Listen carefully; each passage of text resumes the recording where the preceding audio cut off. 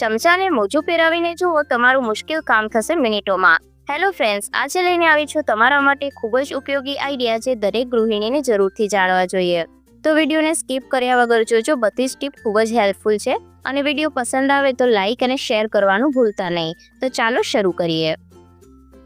તો ચાલો જોઈએ આઈડિયા નંબર 1. આપણે દરેક ઘરને ડેકોરેટ કરવા માટે આ રીતની ફૂલદાનીનો ઉપયોગ કરતા હોઈએ છીએ, પરંતુ ઘણી વખત એનો જે બેઝ હોય આ રીતના પ્લાસ્ટિકનો બનેલો હોવાથી તૂટી જતો હોય છે.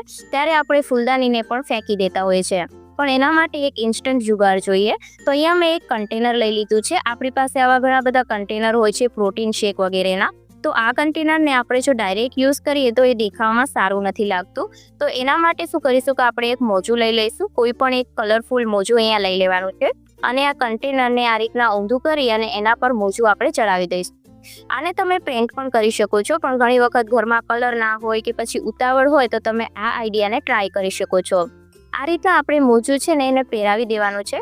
મોજું કલરફુલ હોવાથી દેખાવામાં ખૂબ જ સરસ લાગશે અને ઇન્સ્ટન્ટ આપણી જે ફૂલદાની છે એના માટે એક વાસ પણ બની અને તૈયાર થઈ જશે.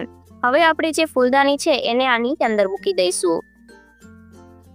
તો અહીંયા તમે જોઈ શકો છો કે આપણું તરત જ એકદમ DIY જે ફૂલદાની માટેનું વાસ છે એ બની અને તૈયાર થઈ ગયું છે, જે દેખાવામાં પણ ખૂબ જ સરસ લાગે છે અને બિલકુલ પણ ખબર નથી પડતી કે આ આપણે એક જૂના કન્ટેનરમાંથી બનાવ્યું હશે. ત્યારબાદ જોઈએ આઈડિયા નંબર 2. આપણે જ્યારે નવા વાસણ ખરીદીને લાવીએ, જેમ કે કોઈ કુકર હોય કે પછી કોઈ તપેલું વગેરે હોય, તો એના ઉપર આ રીતના સ્ટીકર લાગેલા હોય છે, જેનો જે ગ્લુ છે એ ખૂબ જ હાર્ડ હોય છે. તો આપણે જો હાથેથી કાઢીએ તો એ બરાબર નીકળતો નથી.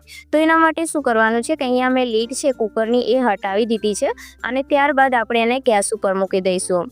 તો ગેસને ચાલુ કરી અને આપણે એને 2 મિનિટ જેવું ગરમ થવા દેવાનું છે. જેથી શું થશે કે વાસણ ગરમ થવાથી જે ગ્લુ હશે ને એ પીગળી જશે અને જે સ્ટીકર છે એ આસાનીથી નીકળી જશે. ટ્રીકની મદદથી ના તમારે ગરમ પાણી કરવું પડશે કે ના વાસણને ઘસવું પડશે.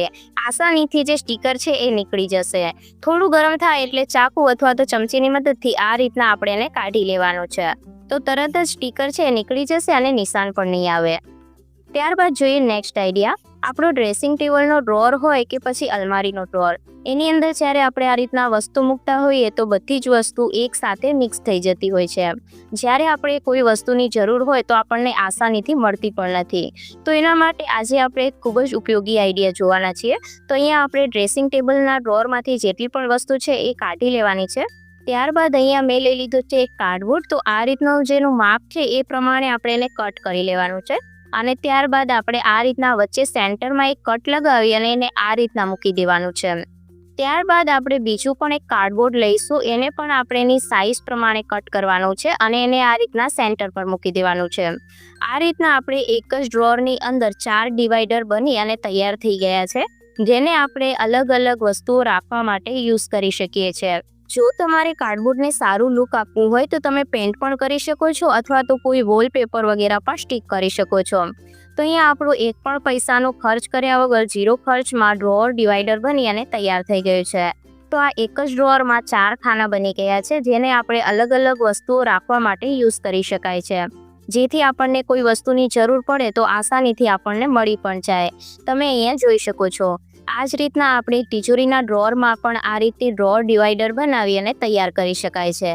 તો આ આઈડિયા તમને કેવો લાગ્યો મને કોમેન્ટ કરી અને જરૂરથી જણાવજો. ત્યારબાદ જોઈએ નેક્સ્ટ આઈડિયા. તો એના માટે મેં એક વુડન સ્પેચ્યુલા લઈ લીધું છે. તમે કોઈ પણ અહીંયા કને ચમચાનો યુઝ કરી શકો છો, પણ આ રીતના એનો જે બેઝ છે એકદમ ફ્લેટ હોવો જોઈએ. ત્યારબાદ મેં અહીંયા એક વેસ્ટ મોજું લઈ લીધું છે અને આને આપણે સ્પેચ્યુલા ઉપર આ રીતના પહેરાવી દેવાનું છે. આને તમે રબરની મદદથી સિક્યોર પણ કરી શકો છો. હું અત્યારે રબર નથી બાંધી રહી. તો આનો ઉપયોગ કરવા માટે સૌથી પહેલાં આપણે સ્પ્રે બોટલમાં પાણી ભરી અને આ રીતના મોજાને લીલું કરી લેવાનું છે. આ ટ્રીકની મદદથી તમારું જે મુશ્કેલ કામ છે ખૂબ જ આસાન થઈ જશે. તો આનો ઉપયોગ આપણે કઈ રીતના કરવાનો છે એ જોઈએ. તો આપણા કિચનની અંદર જે કિચન ટ્રોલી હોય છે એની તો આપણે ક્લિનિંગ કરતા હોઈએ છીએ, પરંતુ એનો જે પાછળનો ભાગ હોય ત્યાં આપણો હાથ નથી પહોંચાતો અને ત્યાં આપણે બરાબર રીતના ક્લિનિંગ નથી કરી શકતા. તો આ જે સ્પેચ્યુલા છે એની મદદથી આસાનીથી જેટલા પણ અંદર ઝારા વગેરે લાગી ગયા હોય અથવા તો ધૂળ માટી હોય એની ક્લિનિંગ થઈ શકે છે. તો અહીંયા મેં રબર છે એ નથી બાંધ્યું એટલે મોજું થોડું નીકળી જાય છે, પણ તમે અહીંયા રબર બાંધશો તો મોજું બિલકુલ પણ નહીં નીકળે. તમે અહીંયા જોઈ શકો છો કે કેટલી બધી ગંદકી છે એ મોજાની અંદર આવી ગઈ છે. તો ઉપર જે જારા વગેરે લાગ્યા હોય એને પણ આપણે આસાનીથી આની મદદથી ક્લીન કરી શકાય છે. તો એવી ઘણી બધી જગ્યા હોય છે કે જ્યાં આપણો હાથ છે આસાનીથી નથી પહોંચાતો, તો આ રીતના આપણે એની ક્લિનિંગ કરી શકાય છે.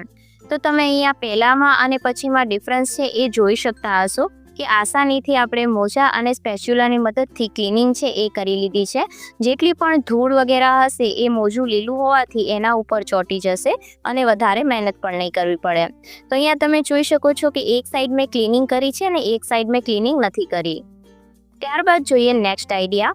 લસણ છે આપણા દરેકના ઘરમાં યુઝ થતું હોય છે. કોઈ પણ સબ્જી કે દાળમાં આપણે લસણ છે ઉમેરતા હોઈએ છીએ, પણ જે લસણની સ્મેલ હોય એ ખૂબ જ સ્ટ્રોંગ હોય છે, જે આસાનીથી આપણા હાથો પરથી જાતી નથી. તો એને દૂર કરવા માટેની એક નાનકડી ટ્રીક જોઈએ. તો એના માટે શું કરીશું કે આપણે એક લીંબુનું છોતરું લઈ લઈશું અને એને આપણા હાથો ઉપર રબ કરી લેવાનું છે અને ત્યારબાદ આપણે હાથોને પાણીની મદદથી વોશ કરી લેવાના છે.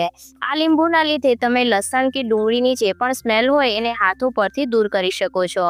જો આજનો વિડીયો તમને પસંદ આવ્યો હોય, હેલ્પફુલ લાગ્યો હોય તો વિડીયોને લાઇક જરૂરથી કરજો અને ચેનલને જરૂરથી સબસ્ક્રાઇબ કરી દેજો.